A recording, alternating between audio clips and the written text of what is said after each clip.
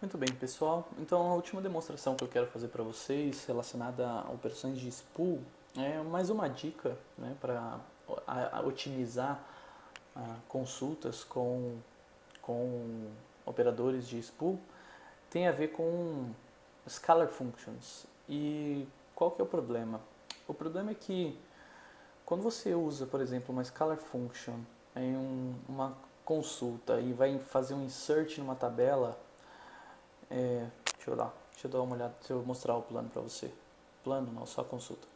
Então o que eu estou fazendo? Estou usando, estou dando, aqui é na de baixo, desculpa. Estou dando insert em uma tabela temporária qualquer e o meu select base aqui usa algumas scalar functions, beleza? Qual que é o problema disso? O problema, fora que scalar function tem um custo alto de CPU e blá blá blá, o problema é que o SQL não sabe por um acaso, se por um acaso, o que você está lendo nessas scalar functions é a tabela TMP. E aí ele não pode usar a TMP como base para o select, porque aí posso ter o problema do Halloween problem, né? Eu leio de uma linha e insiro ao mesmo tempo, e aí possa ocorrer o problema do Halloween problem. Para evitar isso, o que o SQL faz? Ele põe um spool para incluir todas as linhas resultantes desse select e aí depois faz o insert com base nessas linhas no spool, do spool. Vamos lá, vou criar um cenário aqui para vocês verem. Vou criar duas scalar functions bem comuns do dia a dia aí, uma chamada primeiro dia do mês e último dia do mês. Tem até no SQL 2012, se não me engano, tem uma function que retorna isso, né, o último dia do mês.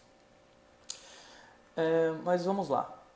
Uma dica, normalmente eu falo, funciona isso? O que eu estou fazendo aqui eu estou validando se o objeto TMP, se a tabela TMP já existe. É uma temporária. Então, como é uma temporária, eu tenho que especificar tmdb.dbo. alguma coisa. Tá? Senão, não funciona. Mas, beleza. Pequena dica, continuando. Então, vamos lá. Vou criar a tabela aqui, temporária. Não tem nada. Agora, se eu tentar dar insert sem usar as scalar functions, então o que eu fiz? Eu peguei as expressões lá das scalar functions e coloquei aqui, uma para retornar o primeiro dia do mês e outra para retornar o último dia do mês. Se eu olhar o plano de execução, eu posso ver que o SQL lê, tem aqui uns compute scalar, que provavelmente vão estar computando essas expressões aí, e insere os dados na tabela temporária. Isso demora 2 segundos. Demorou 2 segundos para inserir 500 mil linhas na tabela temporária. Agora, se ao invés de eu usar a expressão, eu usar a function, a scalar function, o que eu tenho? Eu tenho um plano de execução com um table spool. E esse table spool poderia ter sido evitado. Como? Primeiro vamos rodar a consulta só para a gente ver quanto tempo demora. Então demorou 2 segundos sem as scalar functions e sem o spool. E agora demorou 5 segundos. Ok, não é muita diferença, mas ainda assim é uma diferença razoável. Né?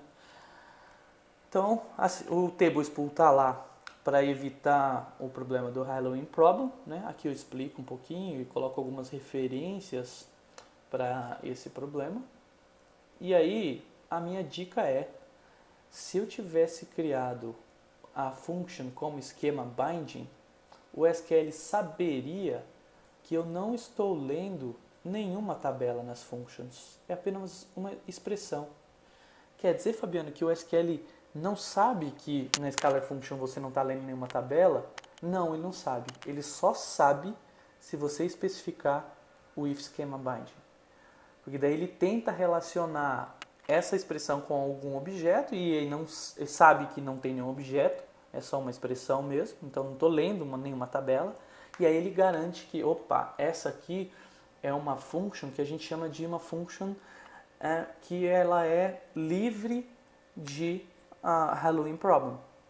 Então eu não preciso proteger o plano contra Halloween problem para esses casos. Então vamos lá, eu vou recriar as functions com o if schema binding e vou executar a mesma consulta. Olha só. E aí, o que a gente pode ver aqui no plano? Que acabou, não tenho mais o operador de spool, tá vendo?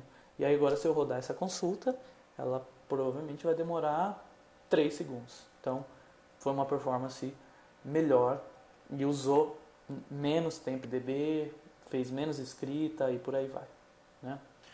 Então, qual que é a minha dica e a minha recomendação? Sempre que possível, crie seus objetos com esquema binding.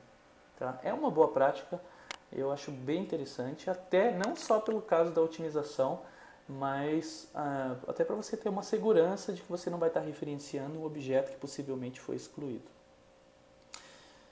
Beleza? Muito bem, pessoal. Chegamos ao fim desse treinamento. Eu espero que vocês tenham gostado e o próximo módulo vai ser bem legal. A gente vai ver bastante coisa não documentada. Então, para quem quer explorar ainda mais as fases de otimização do otimizador de consultas, quem quer conhecer mais comandos não documentados do tipo Optimizer What If, Query Rolly Off, On, DBCC Rolly On, que mais? Índices hipotéticos, Bushy Trees, e tem um monte de coisa aí que não é documentada que eu vou estar tratando no próximo módulo desse treinamento. Beleza? Obrigado e até a próxima.